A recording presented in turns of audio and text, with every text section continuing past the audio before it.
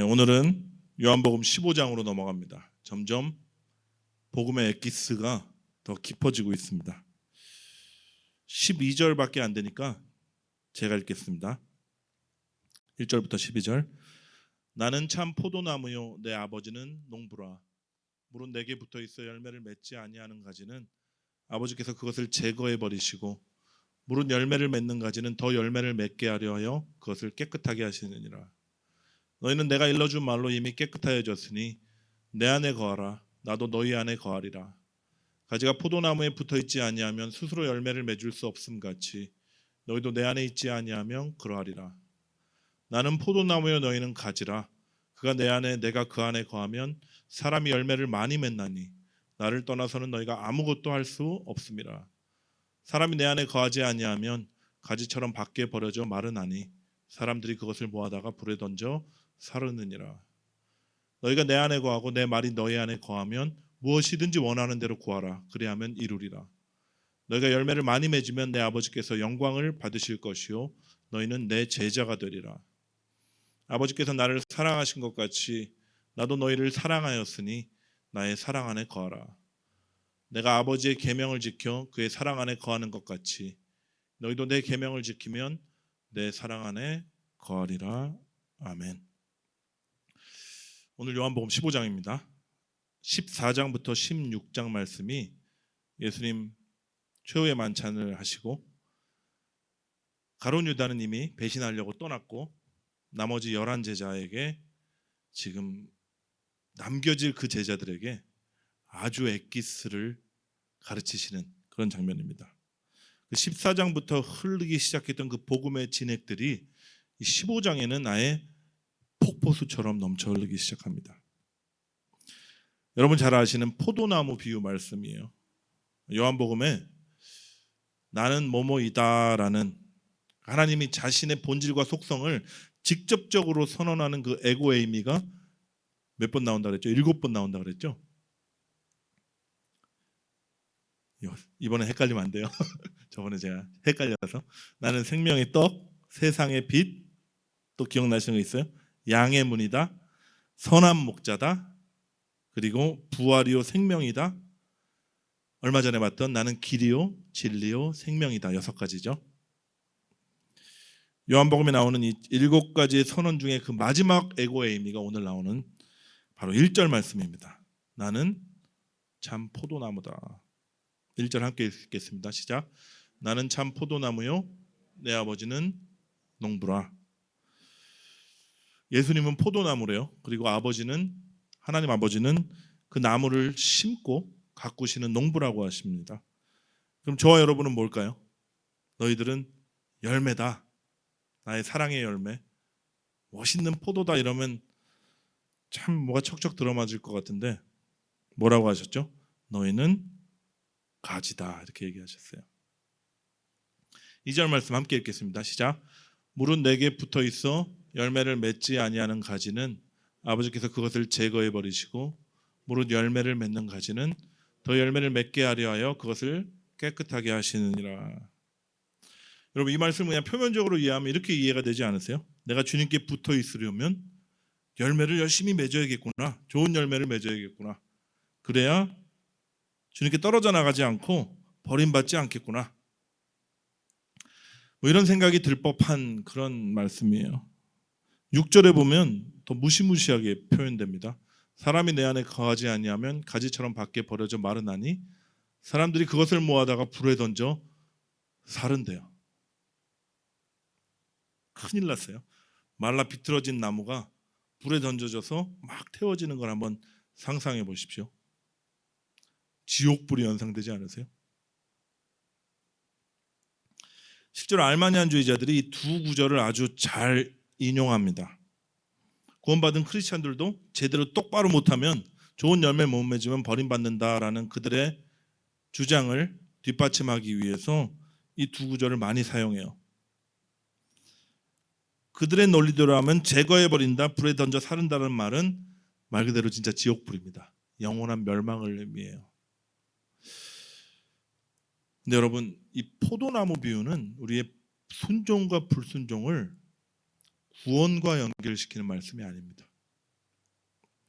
우리가 순종의 열매를 맺으면 구원받고 불순종하면 버림받고, 이 말씀을 이렇게 이해한다면요, 요한복음 15장의 내용과도 맞지 않고요, 요한복음 전체의 내용과도 전혀 동떨어지고 성경 전체의 구원론과 모순이 됩니다. 우리는 우선 예수님께서 포도나무 비유를 누구에게 말씀하셨나 그 대상에 한번 집중할 필요가 있습니다. 지금 그 비유를 듣는, 가르침을 받는 대상이 비그리스도인도 아니죠. 명목상의 신자들도 아닙니다. 가룟 유다를 포함한 12제자입니까? 그것도 아니에요. 가룟 유다는 이미 떠났습니다. 그를 제외한 11명의 지금 제자들이 남아서 듣고 있는 거예요. 다시 말해서 사망에서 생명으로 옮겨진 참된 신자들이 지금 청중입니다. 예수님 믿고 거듭난 저와 여러분에게 지금 말씀하시는 거다, 이렇게 받으시면 됩니다. 여러분, 걱정하지 마십시오. 그리스도의 생명으로 거듭나서 하나님의 자녀가 된 사람들, 우리들은 예수에게서 떨어질 일은 이제 없습니다. 어떻게 확실하냐? 그렇게 얘기해요, 성경이. 구원의 지속성은요, 나의 어떠함과 상관이 없습니다. 하나님의 의지고 그분의 뜻이고 그분의 역사예요. 그분이 구원하셨고 그분이 또한 완성하실 것입니다. 내가 세상 끝날까지 너희와 항상 함께 있으리라. 세상 어떤 피조물이라도 그리스도 안에 있는 하나님의 사랑에서 너희를 끊을 수 없다. 성경은 초지일관 이 진리를 거듭 강조하고 있습니다. 그렇다면 구원에 관한 한 내가 혹시 버림받지 않을까 두려움을 느낄 필요가 있을까요? 없을까요? 없습니다. 안심하십시오. 그래서 우리가 확신할 수 있는 거예요. 대신 예수님께 붙어 있는다고 해도요, 열매를 잘 맺는 사람들이 있고요, 그리고 열매를 하나도 맺지 못하는 잘못된 신앙생활을 할 수는 있습니다. 안타까운 일이죠. 주님께서 허락하신 그 풍성한 은혜의 삶이 사실 우리의 상상을 훨씬 뛰어넘거든요. 우리한테 우리 손 붙잡고 우리가 함께 가자 하는 그 지경은 정말 우리의 상상을 초월합니다. 아름답고 영광스러운 곳이에요. 근데 주님께서 허락하신 풍성한 은혜의 삶은 하나도 누리지 못하니까 얼마나 안타까운 겁니까? 하지만 잘못했다고 예수님께 분리되는 일은 없습니다. 저는 그렇게 믿어요. 예. 자식 버리는 부모는 진짜 혹시 하나 둘 있을지라도 하나님 아버지께서는 당신이 구원한 자녀 삼으신 자녀들을 절대로 버리지 않으십니다. 그렇다면 우리가 어떻게 이 포도나무 비유를 이해해야 될까요? 열매와 관련해서 이해를 해야 돼요. 열매를 맺지 못한 신자들이 그들의 그 안타까운 삶을 주님께서 바짝 말라버린 가지에 비유하고 계신 겁니다. 반대로 참 포도나무에 딱 달라붙어서 기필코 우리를 명품 포도를 맺는 가지로 만드시겠다는 그분의 뜻과 열심을 우리가 읽어내야 됩니다. 주님께서는 전능하시죠. 홀로 열매를 맺으실 수 있으세요. 그리고 그분이 홀로 열매를 맺으신다면 그 열매야말로 정말 명품 중에 명품 포도일 것입니다. 근데 굳이 저와 여러분을 붙이시겠다는 거예요. 우리와 함께 일체가 돼서 열매를 맺으시겠다는 겁니다. 오래 걸리겠죠. 답답하실 것이고 또 이게 불가능에 가깝지 않나 하시는 그런 상황 가운데서도 그분은 끝내 그분의 뜻을 이루셔서 우리와 일체가 되셔서 열매를 맺겠다고 하십니다. 왜요? 나의 기쁨이 너희들의 기쁨이 되게 하시기 위해서. 주님 그렇게 말씀하셨어요. 함께 우리 기뻐하자. 이게 주님의 뜻이에요. 여기서 또 질문 나오죠. 주님이 원하시는 열매가 과연 무엇인가? 또 어떻게 하면 이 명품 포도를 맺을 수가 있을까? 그런 문제가 있습니다. 본문을 보면서 이 답을 좀 찾아가시죠. 우리 주님 원하시는 열매는요, 우리가 뭐 흔히 생각하는 뭐 생각나시죠? 전도 몇 명 했나? 예, 좋은 겁니다. 지금 그걸 제가 비난하는 거 아닙니다. 절대로 좋은 겁니다. 근데 우리가 흔히 생각하는 전도 몇 명 했냐, 신앙생활 얼마나 우리가 잘 매진하고 있냐, 교회를 위해서 얼마나 봉사하고 심지어 주님을 위해서 목숨까지 아끼지 않는 그 믿음의 헌신이 있냐, 뭐 이런 외적인 변화보다는요 우선적으로 내적인 변화에 가깝습니다. 주님이 찾으시는 열매. 갈라디아서 5장에 나오는 그 뭐 나오죠? 사랑, 희락, 화평, 오래 참음, 자비, 양선, 충성, 온유, 절제, 이런 성령의 9가지 열매, 그런 것 같은 거예요. 한마디로 얘기하면 그리스도의 성품이 열매 맺어야 된다, 이 말씀입니다. 그리고 예수님의 성품이 열매가 맺힐 때 외적으로 이제 변화들이 나타나는데, 그때 나타나는 것이 이제 치유와 회복, 용서, 사랑과 자비, 희생과 섬김, 뭐 이런 것들이에요. 그 결과 전도도 될 것이고 우리의 신앙생활도 훨씬 단단해지고 튼튼해지겠죠. 헌신도 내가 해야지 하는 게 아니라 되어지는 것입니다. 어쨌든 주님 바라보면서 내 믿음의 날을 세워서 내가 내 온몸을 불태워서 주님을 위해서 살겠습니다 하는 그런 영웅적인 행동이랑은 이 열매는 조금 거리가 멉니다. 그렇다면 어떻게 우리가 이렇게 아름다운 열매를 맺을 수 있을까요? 우리가 결단하고 순종하면 열매를 맺을 수 있을까요? 내가 이 좋은 열매들을 맺기 위해서 더 열심히 뛰고 노력해야겠다, 이렇게 하는 나무 보셨습니까? 제가 살던 탄자니아에 세렝게티가 있는데, 세렝게티 국립공원, 사자 보러 갑니다. 주로 사자, 숫사자. 이 숫사자들이 멋있어 보이는데 그들의 삶을 보면 되게 고단해요. 발바닥에 땀이 나도록 죽어라 뛰어다녀야지 먹을 것을 구하는. 치타는 더 빨리 뛰어야 되고요. 표범도 마찬가지입니다. 근데 나무는 어떻게 하죠? 묵묵히 그냥 심겨진 자리에서 기다리면 돼요. 비가 오면 비가 맞으면 되는 것이고, 힘들면 그냥 묵묵히 참고 인내하면 되는 것이고, 때가 되면요 싹이 날 것이고 가지가 자랄 것이고요, 잎이 나고 꽃이 필 것입니다.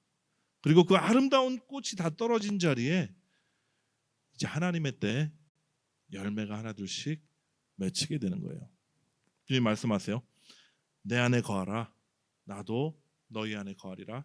가지가 포도나무에 붙어 있지 아니하면 스스로 열매를 맺을 수 없음 같이 너희도 내 안에 있지 아니하면 그러하리라. 나는 포도나무요 너희는 가지라. 그가 내 안에 내가 그 안에 거하면 사람이 열매를 많이 맺나니 나를 떠나서는 너희가 아무것도 할 수 없으리라. 여기서 주의할 점은요, 그리스도 안에 있는 것과 거하는 것은 다르다는 거예요. 잘 보십시오. 우리가 먼저 그리스도 안에 거하기 위해서는 그리스도 안에 있어야겠죠. 근데 이 있는 것은요 나무에 잘 붙어 있는 것인데, 먼저 나뭇가지가 잘 접붙임 받아야 되는 것처럼요, 이 접붙이시는 사역은 전적으로 하나님께서 하시는 일입니다. 우리의 구원은 전적으로 하나님께 달려 있는 거예요. 로마서 11장 23절 말씀 보실까요?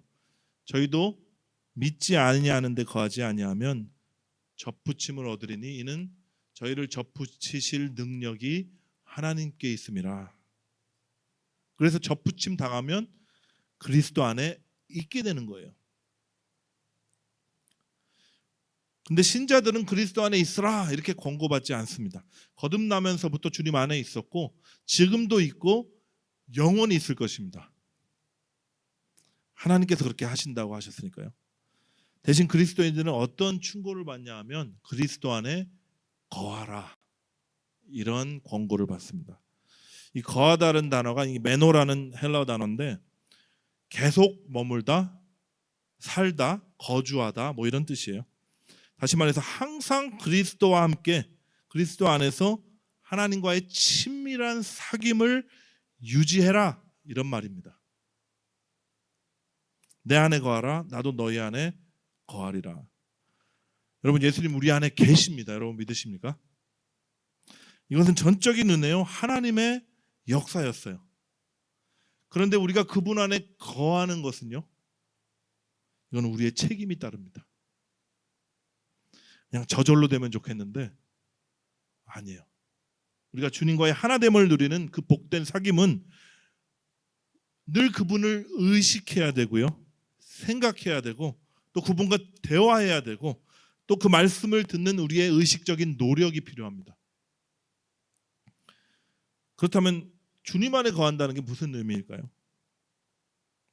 요한복음 전반부에 아주 좋은 예가 하나 등장하는데, 여러분 가늠하다 잡힌 여인 기억나시나요? 가늠하다 현장에서 잡힌 여인. 사람들이 이 여인을 데리고 와서 막 예수님 앞에 확 내동댕이 친 다음에 돌을 들고 외칩니다. 죽여라, 죽여라. 예수님을 시험하려고 그런 건데 예수님께서 군중들에게 말하죠. 너희들 중에 죄 없는 자가 먼저 돌로 치라. 잠깐의 침묵이 흐르고 여기저기서 돌이 툭툭 떨어집니다. 양심의 가책을 받은 사람들이 하나둘씩 떠나죠. 근데 여러분, 가책을 받은 사람들이 떠난다는 것은 뭐냐면 이제 잘해보겠다는 의미가 포함되어 있는 거예요. 내가 또 잘해보리라. 근데 그 자리에 떠날 수 없는 한 사람이 있었습니다. 누구죠? 가늠한 여인이었어요. 그녀는 양심의 가책을 받지 않았을까요? 아니, 양심의 가책을 운운할 만큼의 염치도 없어서 너무 비참한 처참한 심정으로 그 자리에 서 있었을 겁니다. 근데 왜 안 떠났죠? 안 도망갔죠? 떠날 수가 없는 거예요. 더 이상 갈 곳이 없는 겁니다. 다시 자기가 주님을 떠나면 자신은 다시 더러운 죄에 또 뒹굴 것이고 더 비참한 상태가 될 것을 뻔히 알기 때문에 내 스스로는 어떻게 할 수가 없으니까 그 자리에 그냥 남아 있는 거예요. 여러분, 이게 그리스도 안에 거하는 겁니다. 나의 믿음이 좋아서 내 열심으로 주님 안에 기어 들어가서 주님만 생각하고 막 하는 것이 아니에요. 그런 식으로 되지 않아요. 환경이 좋아지고 상황이 좋아지면 금세 신나서 떠나버립니다. 누가 거하는지 아세요? 주님 안으면 살 수 없는 자들이 그 자리에 있는 거예요. 주님을 떠나면 갈 곳이 없어서 나의 가련하고 비참한 처지를 너무 잘 알기 때문에 주님 안에 머무르는 것입니다. 그래서 주님의 이름을 부르며 그분의 긍휼을 구하는 거예요. 이 시간 우리 모두 가늠한 여인처럼 가난한 마음으로 주님 안에 거하시는 우리 모두가 되기를 예수 그리스도 이름으로 축복합니다. 그러면 주님께서 뭐라 그러셨냐면 이제 깨끗하게 하신대요. 무릇 열매를 맺는 가지는 더 열매를 맺게 하려 하여 그것을 깨끗하게 하시느니라. 우리가 깨끗해서 주님 안에 거할 수 있는 게 아니라 갈 곳이 없어서 주님 안에 거하니 주님이 우리를 깨끗하게 하신답니다. 마음이 가난하고 심령에 통회하는 자들이 주님 안에 거하는 자들인데 그 자들에게는 어떤 열매가 맺히는지 아세요? 용서와 용납이라는 열매가 맺혀요. 내가 이 모양인 걸 내가 뻔히 아는데 어떻게 너는 그 모양이냐? 이렇게 얘기할 수 있을까요? 나도 이러니까 너도 그렇겠지 하고 우리가 끼어놔주게 되는 거예요. 자기 아집이나 교만이 사라지게 되는 겁니다. 이런 자들이 바라는 게 뭔지 아세요? 주님께 꼭 붙어 있어서 그분의 긍휼을 입는 거예요. 뭐 자아실현이니 성공이니 성취니 하는 것들 운운할 겨를이 없습니다. 그들의 안에 꿈틀거렸던 그 욕심들과 자기 사랑이 점점 사라져가는 것을 알게 되는 거예요. 농부이신 하나님께서 지금 깨끗하게 하고 계신 겁니다. 여러분 2절 앞부분에 보면 주님께 붙어 있는데 열매를 맺지 못하는 가지들이 나오거든요. 왜 잘 붙어 있는데 열매를 못 맺을까요?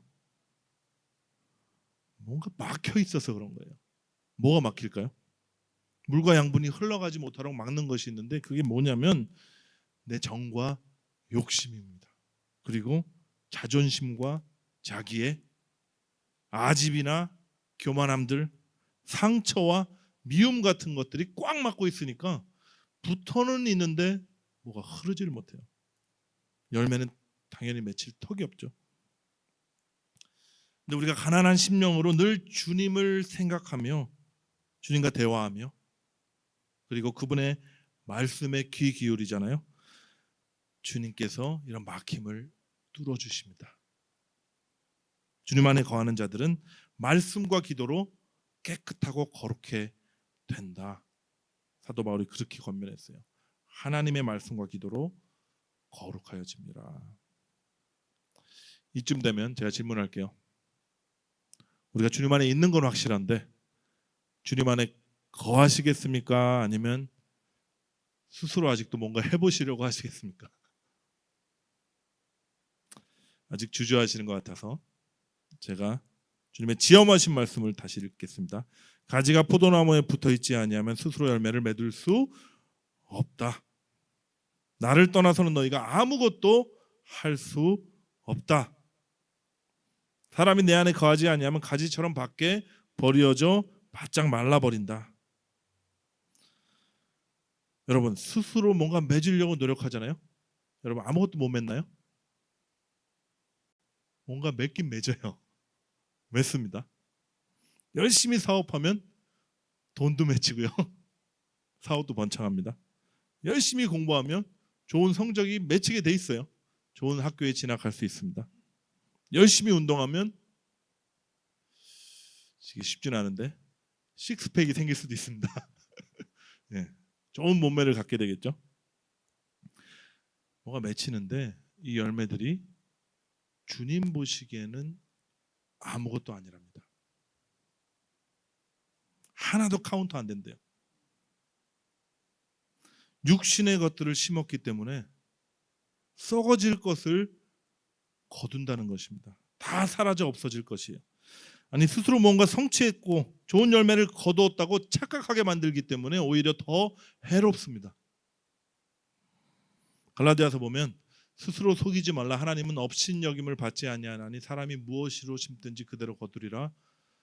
이 말씀하시려고 하시는 거예요. 자기의 육체를 위하여 심는 자는 육체로부터 썩어질 것을 거두고 성령을 위하여 심는 자는 성령으로부터 영생을 거두리라. 아멘. 근데 우리가 그리스도 안에 딱 붙어서 주님 안에 거하잖아요. 그러면 주님의 생명이 흘러 들어와요. 그리고 주님 기뻐하시는 열매들이 맺히게 되는데 이게 영원한 상급이 되고 영광이 되는 것들입니다. 여러분은 지금 어떤 종류의 가지인 것 같아요? 잘 붙어서 계신 거는 같긴 같은데 열매가 좀 보이십니까? 아니면 붙어있긴 붙어있는 것 같은데 열매는 찾기 힘들고 그런 가지이십니까? 오히려 이렇게 질문할게요. 열매를 본다면 나무로 안다고 예수님 말씀하셨죠. 여러분 어떤 열매를 맺고 계세요? 하나도 열매가 없는 것 같다 그러면 어떤 열매를 맺기 위해서 여러분의 시간과 에너지와 노력을 쏟고 계십니까? 영원한 것을 구하십시오. 썩어서 없어질 것들, 그런데 우리 너무 시간 낭비하지 말고 하긴 해야 돼요. 먹고 살아야 되니까. 주님의 성품을 맺어가십시오. 사랑과 자비, 긍휼과 그 기쁨, 평강, 오래 참음과 온유 이런 것들을 여러분 맺으세요. 그리고 그 열매를 다른 사람들에게 나누어 주십시오. 여러분 열매는요 자기 자신을 위한 게 아니에요. 열매가 자기 자신 뜯어먹는 거 맞습니까? 열매는 철저히 타인들을 위해서 있는 겁니다. 다른 사람 먹으라고요. 아니면 다시 땅에 떨어져서 썩어서 죽어 또 다른 생명이 낳게 하는 그런 용도입니다. 그런 존재예요. 타인을 위해서 기꺼이 여러분의 그 아름다운 성품을 드리는 그런 좋은 열매 맺으십시오. 주변 사람들에게 생명이 흘러 들어가는 것을 여러분 경험하게 되실 거예요. 이제 다시 질문할게요. 정말 주님 안에 거해야겠죠? 아멘. 어떻게 우리가 구체적으로 거할 수 있을까요? 7절 말씀 보십시오. 너희가 내 안에 거하고 내 말이 너희 안에 거하면 무엇이든지 원하는 대로 구하라 그리하면 이루리라. 앞절에서는 내가 너희 안에 거하겠다 그러셨는데 이제 7절에서는 내 말이 너희 안에 거한다 이렇게 얘기하세요. 주님이 우리 안에 거하시긴 거하시겠는데 말씀으로 거하시겠답니다. 주의 말씀 안에서 살면서 그 뒤에 뭐죠? 원하는 대로 구하라, 기도하라 이런 말씀이에요.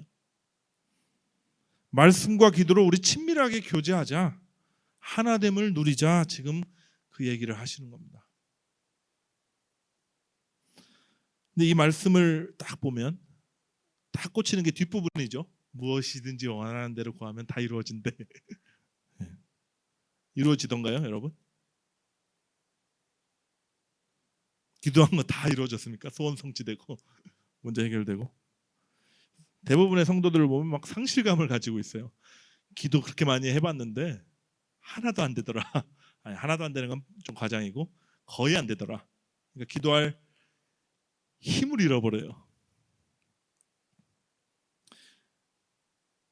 그러면 잘못됐습니까? 기도가? 아니면 하나님의 말씀이 뭔가 틀렸나요? 아니, 우리가 기도를 잘못 오해하고 있는 거예요. 기도는요, 문제 해결, 소원 성취 같은 것을 따먹기 위한 수단이 아니에요. 진짜 아닙니다. 나의 원함을 주님께 가지고 나가서 생떼를 써서라도 부르짖어서 그 원하는 것을 얻어내는 게 기도가 아닙니다. 기도는 이런 거예요. 나의 원함을 들고 나갔는데 주님 안에서 주님과 교제를 하다 보니까 내 원하던 것은 온데간데 희미해지고 주님이 원하시는 것들이 나의 소망으로 바뀌는 것들이 기도예요. 내 말이 너희 안에 거하면, 바뀌면 무엇이든지 원하는 대로 구하라. 하나님의 소원, 하나님의 뜻은 하나님께서 성취해 주신답니다. 그리고 그게 저와 여러분에게 가장 좋은 것임을 여러분 믿으십시오. 9절을 또 보실까요? 아버지께서 나를 사랑하신 것 같이 나도 너희를 사랑하였으니 나의 사랑 안에 거하라. 이번에는 우리가 주님 안에 거하는 것을 이렇게 표현해요. 주의 사랑 안에 거하라. 아버지께서 나를 사랑하신 것, 그 아가페 사랑으로 내가 너희를 먼저 사랑했다. 나의 사랑을 받아서 누려라. 이렇게 먼저 말씀하시는 겁니다. 7절과 9절을 제가 종합해 볼게요. 이래요. 너희가 나의 사랑 안에 거하고 또 내 말씀이 너희 안에 거하면 너희가 열매를 많이 맺게 될 것이다. 말씀 나오고 사랑 나오죠. 그리고 열매를 맺기 위해서 주님 안에 거해야 되는데 이 거함과 관련해서 주님이 말씀하신 게 말씀과 사랑이에요. 좀 더 가볼까요? 10절 말씀입니다. 내가 아버지의 계명을 지켜 그의 사랑 안에 거하는 것 같이 너희도 내 계명을 지키면 내 사랑 안에 거하리라. 우리는 자꾸 말씀을 보면서 이걸 조건으로 받아들이려고 그래요. 왜 그러냐면 내가 뭔가 행함으로 주님 앞에서 떳떳해지려는 죄성이 계속 있어서 그렇습니다. 그래서 내가 계명을 지켜야 주의 사랑 안에 거할 수 있으니까 주님 사랑 안에 거하기 위해서 열심히 계명을 지켜야겠구나. 그래서 열매를 맺어야겠구나. 자꾸 이렇게 받아들이잖아요. 그러면 율법에 또 매여버려요. 성경 화법이 좀 독특한데 뭐 해석이 독특한지 번역이 독특한지 그건 정확하게 모르겠습니다. 조건을 얘기하시는 게 아니라 결과를 이렇게 표현하시는 경우가 굉장히 많아요. 예를 들면 심령이 가난한 자는 복이 있나니 천국이 저희들 것이다. 계속 우리는 이렇게 받아들이죠. 아, 내가 심령이 가난한 심령을 가져야겠구나. 그래야지 천국을 소유할 수 있겠구나. 아니에요, 여러분. 천국을 소유한 자들, 그리스도가 우리 마음에 오셔서 우리를 통치하는 자들에게 나타나는 그 삶의 모습은 심령이 가난한 것이다. 이 얘기하시는 거예요. 헬라어 문법상 그렇습니다. 복되도다 심령이 가난한 자들이요 너희들은 이미 천국을 소유한 자들이다. 이런 의미에서 이 말씀을 보면 나의 사랑을 너희들 받아라. 너희가 나의 사랑을 받아 누리면 그 사랑 안에서 거하면 너희가 계명을 지키는 자들이 될 것이다. 이렇게 얘기하시는 거예요. 그 계명이 뭔지 아세요?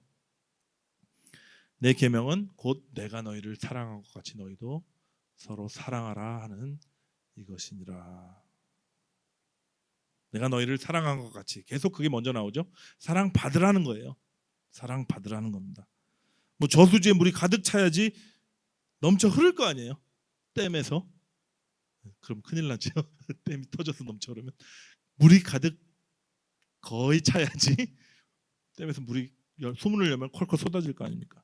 내 심령을 주님의 사랑으로 가득 채워야지 주님의 때가 되면 그것이 넘쳐 흘러나오는 거예요. 사랑의 열매가 맺히는 겁니다. 그러려면 어떻게 해야 되죠? 기다려야 돼요. 포기하지 않고요. 체념하지 않고 인내가 필요합니다. 주님 안에 계속 지속적으로 거해야 합니다. 뭐가 보이지 않아도. 중요한 것을 또 하나 말씀드릴게요. 우리가 주님의 사랑으로 가득 채워지는 방법이요, 뭐냐면 주님의 사랑의 말씀을 듣는 겁니다. 말씀을 양식 삼아서 맨날 먹으면서 주님의 사랑의 속삭임에 우리가 늘 귀를 기울이는 거예요. 이게 말씀 안에 거하라. 내 말이 너희 안에 거하면, 이 얘기입니다. 그냥 우리가 말씀을 지식으로 채워넣는 것은 크게 유익이 안 돼요. 안 하는 것보단 낫지만 말씀을 읽었다는 그 뿌듯함이나 안 읽으면 찝찝한 어떤 종교적인 습관 때문에 읽는 거 말고요, 그냥 그 말씀을 지금 내 얘기로 나에게 주시는 하나님의 사랑의 편지로 여러분 읽어보십시오. 그 말씀에 흐르는 그 절절하게 묻어나는 주님의 사랑을 여러분 만끽하게 되실 겁니다. 그런 의미에서 통독을 부르기 시작했는데 이렇게 읽을 거예요. 이렇게 주님의 사랑의 편지를 읽는다. 그러면 말씀이 꿀송이보다 달다 그랬는데 그게 과연 진짠가? 우리 한번 테스트해 봅시다. 그래서 할까 말까 하신 분들이 계실까 봐 제가 다시 한번, 강요 안 합니다. 강요 없어요. 저희 교회는 권면드립니다.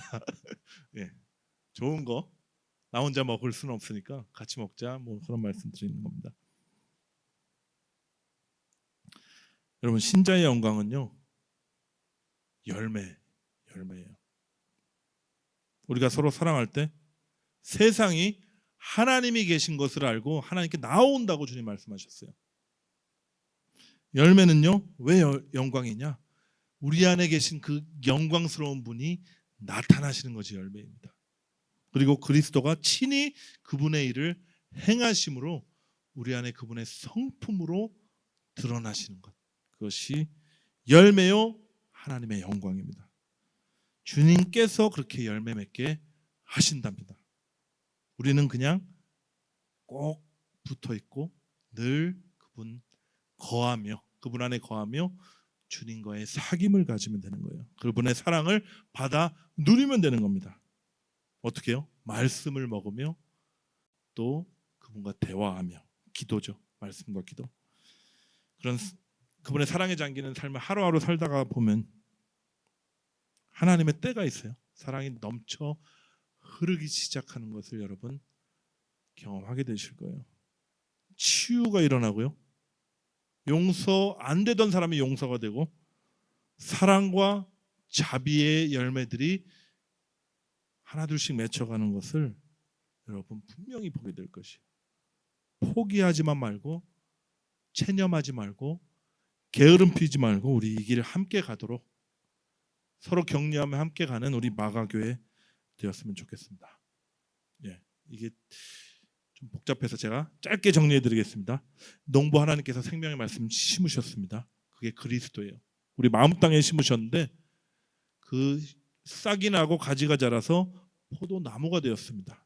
내 안에 계신 그리스도, 그분이 당신 자신을 포도나무라고 그러셨어요. 그리고 너희들은 나에게 붙은 가지다. 가지가 열매를 맺어 하나님께 영광 돌리려면 주님께 꼭 붙어 있어야 된다, 이렇게 말씀하십니다. 늘 주님 안에 거해야 된다. 그렇게 거하며 열매 맺는 자들을 하나님께서 거룩하게 하시고 깨끗하게 하신다. 그건 약속하신 것입니다. 그래서 우리 편에서 애써야 하는 것은 뭐라고요? 주님 안에 거하는 것. 주님 안에 거한다는 것은 주님의 사랑을 받아 누리는 것이고 그 사랑 안에 거하는 것입니다. 주님 사랑 안에 거하는 방법은 주님 말씀하시는 사랑의 속삭임을 우리가 듣는 거예요. 그 말씀을 먹는 겁니다. 매일 그분이 쓰신 사랑의 편지를 열어보고 또 읽고 또 읽고 생각하면 됩니다. 별로 어렵지 않아요. 그 편지를 우리에게 주셨습니다. 하나님의 말씀, 성경을 주셨어요. 말씀을 통해 주님의 사랑을 받잖아요. 열매들이 맺히기 시작하는데 순종의 열매가 맺힙니다. 다시 말해 계명이 이루어지는 삶이 경험되기 시작합니다. 그 계명이 뭐냐면 서로 사랑하는 것입니다. 우리 마가교회 모토죠. 사랑받고 사랑하는 삶이 우리 안에서 이루어지게 되는 것입니다. 이 놀랍고 복된 삶에 여러분을 초청합니다. 같이 가십시오. 함께 성경 읽고 또 예배를 통해 주님의 사랑을 마음껏 받아 누리십시오. 그리고 성도가 서로 동거하는 것이 얼마나 아름다운가. 성경의 말씀처럼 우리가 성령 안에서 교제하면서 서로 사랑하는 열매들이 맺히는 것을 우리가 맛보는 거예요. 내 열매 내가 못 다 먹으니까 옆에 있는 사람 열매 먹으면서 즐거워하십시오. 그 열매 가운데 하나님께는 영광이 되고 우리에게는 큰 기쁨과 평화가 넘치는 우리 모두가 되기를 예수 그리스도의 이름으로 이 시간 축복합니다. 아멘. 기도하시겠습니다. 하나님 아버지, 주님이 포도나무고 우리는 가지라고 말씀하셨는데